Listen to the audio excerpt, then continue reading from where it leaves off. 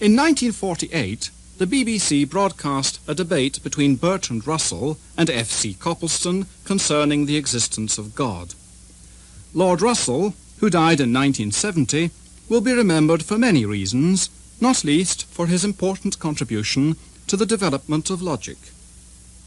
Father Copleston is a Jesuit priest, now principal of Heathrop College and professor of the history of philosophy in the University of London. Russell's position in the debate is that of an agnostic. Copleston's position is that of a believer who holds that the existence of God can be proved. We shall listen in a moment to an edited portion of this debate, that part in which Russell and Copleston discuss what is sometimes called the argument from contingency. This is a form of cosmological argument, and I expect you will notice several points of resemblance between the argument offered by Copleston and the cosmological argument of Richard Taylor discussed in the correspondence material. Like any form of cosmological argument, the argument from contingency begins with an empirical premise, one whose truth is known through experience. This premise is, of course, that there are contingent things. A contingent thing, according to Copleston, is one which does not contain within itself the reason for its existence. If we are to explain why a particular contingent thing exists, we must mention, in so doing, some other thing or things on which its existence depends.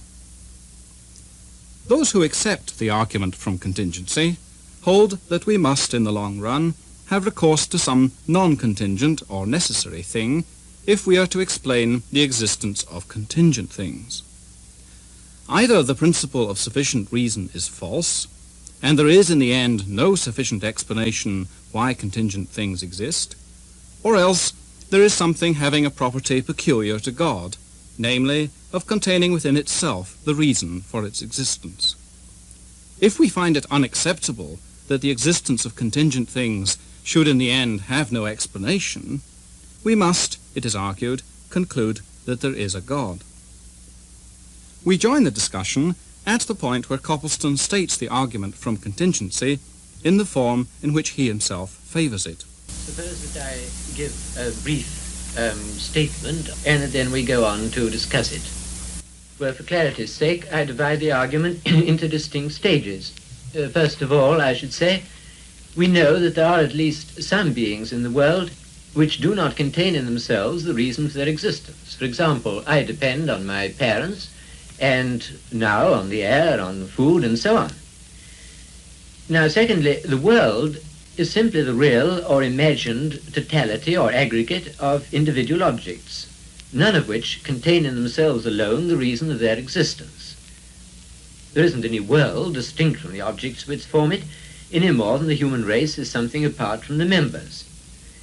Therefore, I should say, since objects or events exist, and since no object of experience contains within itself the reason of its existence, this reason, the totality of objects, must have a reason external to itself, and that reason must be an existent being. Well, this being is either itself the reason for its own existence, or it is not. If it is, well and good. If not, then we must proceed further. But if we proceed to infinity in that sense, then there's no explanation of existence at all. So, I should say, in order to explain existence, we must come to a being which contains within itself the reason for its own existence, that is to say, which cannot not exist. This raises a great many points, and it's not altogether easy to know where to begin. But I think that perhaps in answering your argument, the best point with which to begin is the question of a necessary being. The word necessary, I should maintain, can only be applied significantly to propositions, and in fact only to such as are analytic, that is to say, such as it is self-contradictory to deny. I could only admit a necessary being if there were a being whose existence it is self-contradictory to deny.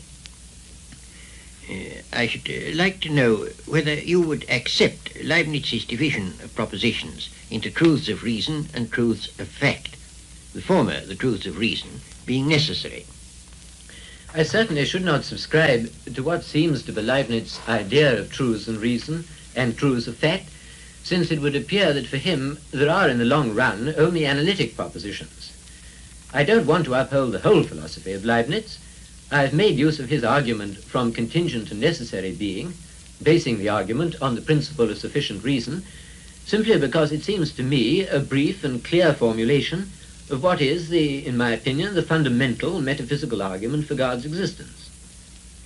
But to my mind, a necessary proposition has got to be analytic. I don't see what else it can mean. And analytic propositions are always complex and logically somewhat late. Rational animals are animals is an analytic proposition. But a proposition such as this is an animal can never be analytic. Well, in fact, all the propositions that can be analytic are somewhat late in the build-up of propositions.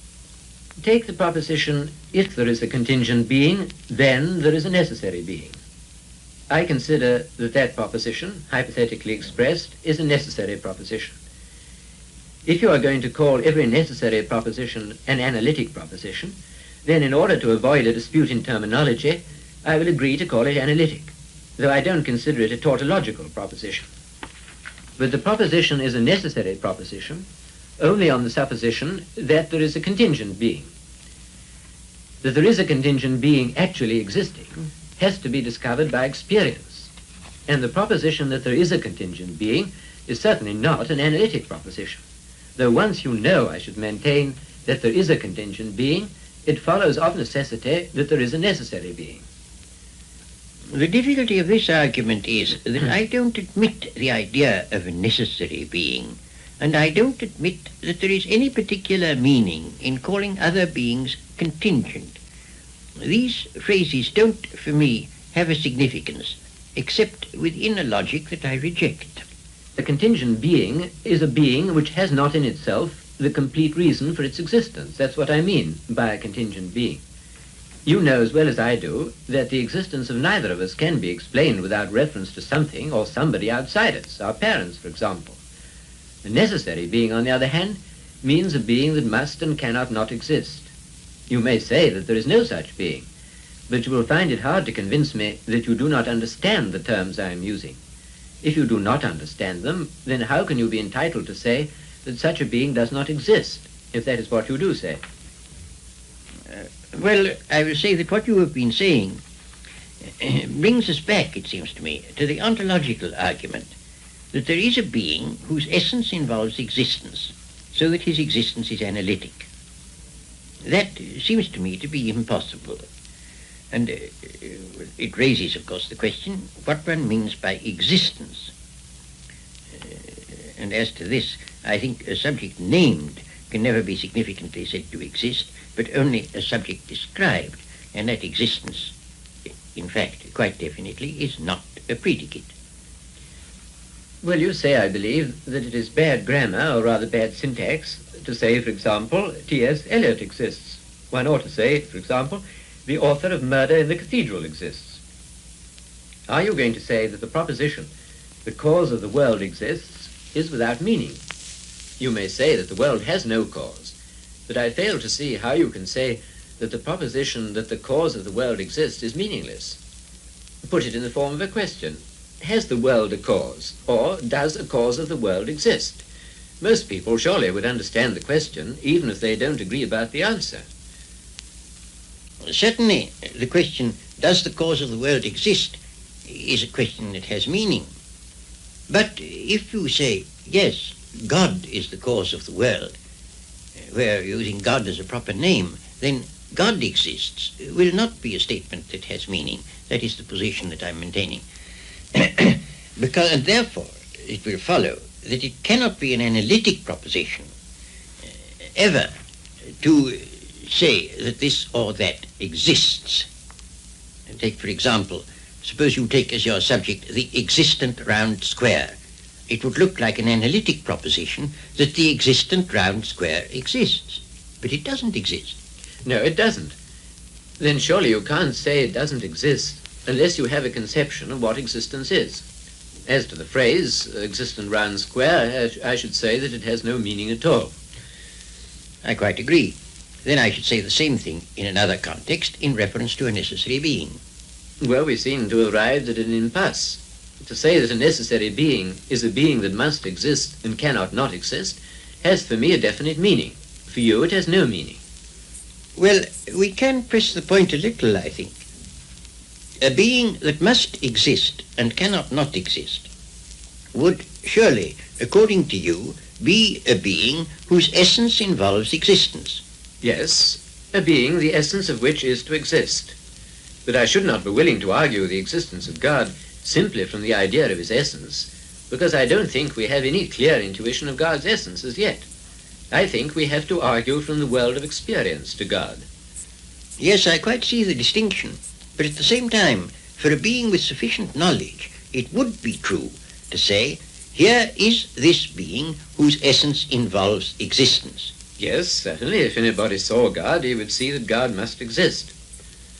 So that, there is a being whose essence involves existence, although we don't know that essence. We only know there is such a being. Yes, I should add, we don't know the essence a priori. It is only true a posteriori, through our experience of the world, that we come to a knowledge of the existence of that being. And then, one argues, the essence and existence must be identical, because if God's essence and God's existence were not identical, then some sufficient reason for this existence would have to be found beyond God. So it all turns on this question of sufficient reason. And I must say, you haven't defined sufficient reason in a way that I can understand. What do you mean by sufficient reason? You don't mean cause? Not necessarily. Cause is a kind of sufficient reason. Only contingent being can have a cause. God is his own sufficient reason, but he is not cause of himself. By sufficient reason in the full sense, I mean an explanation adequate for the existence of some particular being. But when is an explanation adequate? Suppose I am about to make a flame with a match. You may say that the adequate explanation of that is that I rub it on the box. Well, for practical purposes, but theoretically that's only a partial explanation. An adequate explanation must ultimately be a total explanation, to which nothing further can be added. Then I can only say you're looking for something which can't be got and which one ought not to expect to get. To say that one has not found it is one thing. To say that one should not look for it seems to me rather dogmatic. What I'm doing is to look for the reason, in this case the cause, of the objects, the real or imagined totality of which constitute what we call the universe. You say, I think, that the universe, or my existence if you prefer, or any other existence, is unintelligible. I shouldn't say unintelligible. I think it is without explanation. Intelligible, to my mind, is a different thing. Intelligible has to do with the thing itself, intrinsically, and not with its relations.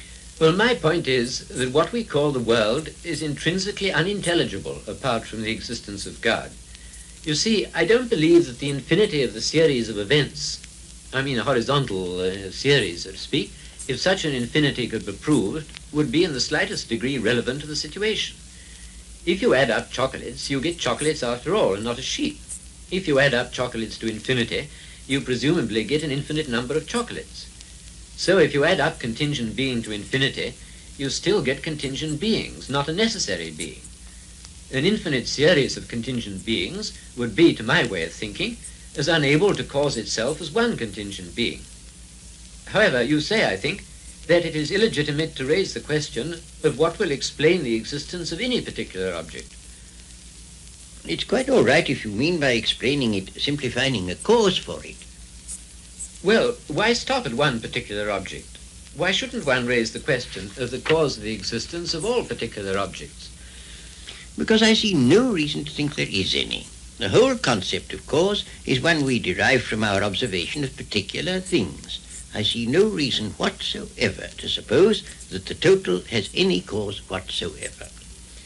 I can illustrate what seems to me to be your fallacy. Every man who exists has a mother, and it seems to be your argument is, therefore the human race must have a mother. But obviously the human race hasn't a mother. That's a different logical sphere. Well, I can't really see a parity. If I was saying every object has a phenomenal cause, therefore the whole series has a phenomenal cause, there would be a parity. But I'm not saying that. I'm saying every object has a phenomenal cause, if you insist on the infinity of the series, but the series of phenomenal causes is an insufficient explanation of the series. Therefore, the series has not a phenomenal cause, but a transcendent cause. Well, that's always assuming that not only every particular thing in the world, but the world as a whole must have a cause. For that assumption, I see no ground whatever. If you'll give me a ground, I'll listen to it. Well, the series of events is either caused or it's not caused. If it is caused, there must obviously be a cause outside the series. If it's not caused, then it's sufficient to itself. And if it's sufficient to itself, it is what I call necessary. But it can't be necessary, since each member is contingent. And we've agreed that the total is no reality apart from the members. Therefore, it can't be necessary. And I should like to observe in passing that the statement that the world is simply there and is inexplicable can't be got out of logical analysis. I cannot see how science could be conducted on any other assumption than that of order and intelligibility in nature. The physicist presupposes, at least tacitly, that there is some sense in investigating nature and looking for the causes of events, just as the detective presupposes that there is some sense in looking for the cause of a murder.